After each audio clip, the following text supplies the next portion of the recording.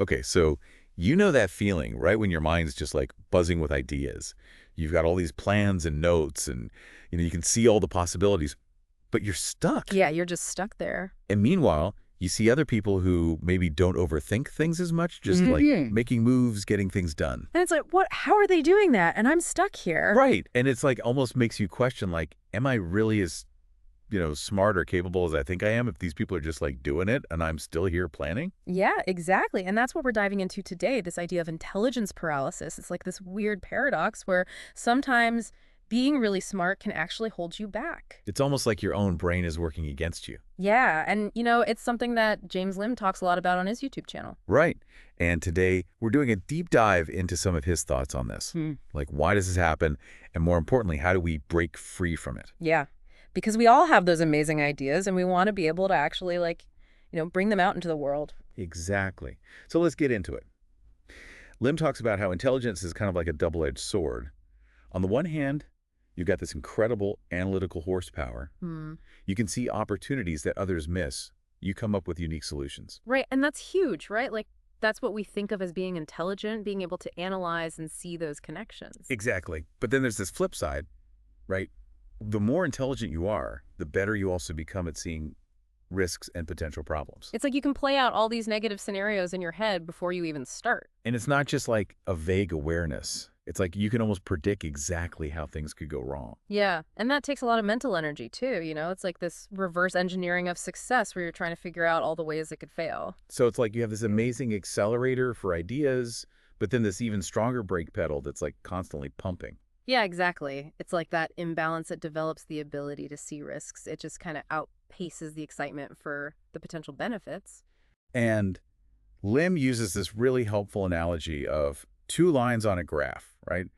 At first, being able to see problems is a good thing. It protects you. But then there's this point where those lines intersect and it becomes too much. Yeah, the ability to see risks becomes so dominant that it actually prevents you from taking action. It's like the brake pedal wins. Yeah, the brake pedal wins, and then all those familiar feelings start creeping in, right? Like, oh my God, there's just so much to do, or I don't even know where to begin. Or even worse, maybe I'm just not cut out for this. Yeah, and it's crazy because you might actually be super capable. You just get stuck in this loop of overthinking. And that's where Lim brings up this interesting contrast with people who he describes as having like a moderate amount of intelligence. And this is where we get into that whole ignorance is bliss kind of territory. Right, those people who don't necessarily overthink things, they just do it. Yeah. They're not as aware of the risks, so they're more likely to jump in experiment, learn by doing. Yeah, their brake pedals aren't quite as sensitive, so they end up taking more chances, making more mistakes, but also learning more quickly. And then sometimes it's like they end up achieving things that you, with all your careful planning, haven't even gotten close to. Yeah, and that can be so frustrating to watch, right? Like you're sitting there with your perfect plan and someone else is just out there getting things done. I think we all know people like that, right? Yeah. Someone who just seems to kind of wing it and somehow ends up being successful. Totally. And it's not that we should all try to become less intelligent, right? That's not the point. Right, like how would we even do that? Exactly. It's more about learning how to use our intelligence in a different way, like redirecting that mental energy. Instead of focusing on all the things that could go wrong, we need to channel that strategic thinking into finding ways to minimize risk. Right. And that leads us to this concept of strategically low risk but high impact moves. So it's not just about taking small steps. It's about taking smart, small steps, actions that even if they don't lead to massive results, have very little downside. You want to get the most bang for your buck, right? Even with those small actions. You want to make sure they're moving you forward in a meaningful way. Like Lim says, think of it like a board game. You want to try and roll a 6 with every move. Every action should have a purpose, even if it's just gathering a bit of information or building momentum. And I love the analogy he uses here, Ollie the octopus. It's such a vivid image. Yeah, it's brilliant, right? So think about how an octopus moves. It doesn't just charge ahead recklessly. It sends out one tentacle at a time to explore, to test the waters. Yeah, and if that tentacle encounters danger, gets chopped off, so to speak, the rest of the octopus is still safe. It's like this perfect balance of caution and progress. And here's the thing, for all you deep thinkers out there, you're actually really good at this kind of strategic thinking. It's just a matter of applying it to your actions, not just your worries. And remember, the octopus only learns when a tentacle moves. It's not about overthinking, it's about taking that first step. Which brings us to the importance of psychological safety.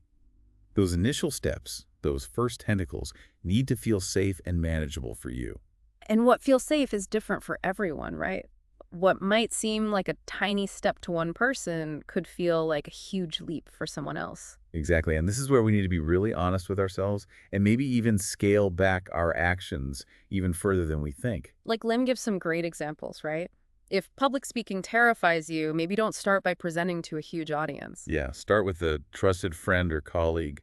Practice in a safe environment. Or if you're launching a new service and you're scared to charge your full rate, maybe offer it for free to a few people first. Just to build your confidence and get some feedback. He also talks about rehearsing conversations like sales calls. You can even use AI tools like ChatGPT to practice. And I really liked his personal story about how he overcame his fear of making videos. Yeah, he started by just recording himself talking in his car, like while he was driving. No pressure, no audience, just getting used to the act of talking on camera. And then there's the example of his client, Joe, who was so talented but had this crippling fear of being on camera. Yeah, he was stuck for like a decade. And his first tentacle was just sending his videos to Lim for feedback before posting them publicly. That small step gave him the confidence to start putting himself out there. And all of this just highlights how our brains aren't actually broken.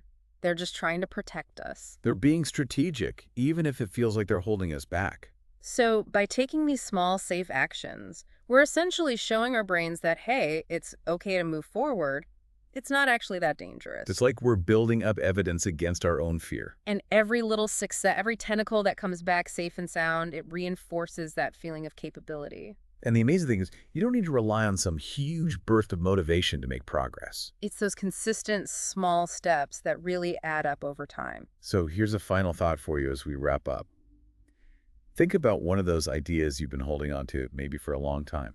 What's the smallest, safest, first tentacle you could extend towards that idea? What's one tiny action you could take right now that would just give you a little bit of information or momentum? We'd love to hear your thoughts on this. Have you ever experienced intelligence paralysis? What are some of the first tentacles you've considered or even tried? And if there are any other topics you'd like us to deep dive into, let us know. Because at the end of the day, it's those small, strategic actions that help us break free from overthinking. And finally, start turning those brilliant ideas into reality. Thanks for joining us for this deep dive on Deep Dive Cuttlefish. See you next time. Bye.